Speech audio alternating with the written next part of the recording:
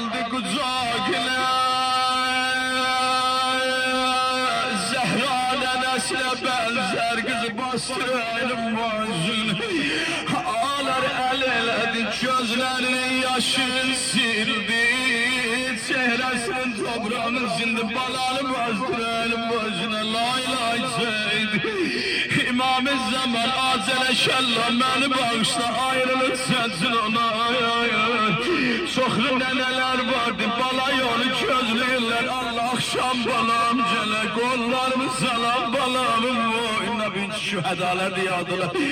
Ah ağlar hanım Rüqeyye laylay sehdi, balanı yuxu yapardı. Bir zaman yuxudan ayıldı. Dedi baba mani olmaram, gedi sen geç meydanım, kız milletine meledi. Dedi baba sen bana laylay sehdin, beni yuxu yapardın.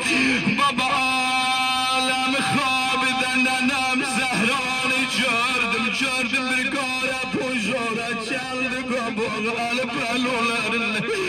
Elin sevdim elim başıma kızım. Niceran olma koy baban gelsin, babam bana konak gelir.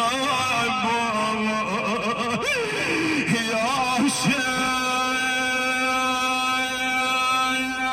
bu müşteri bu bende tertip ederim. Oladı olmayanlara çokları kuş var, en azri deyimlen bakarım Rüqeyye'nin eremin yolu bağlıdır, iltimasıdır.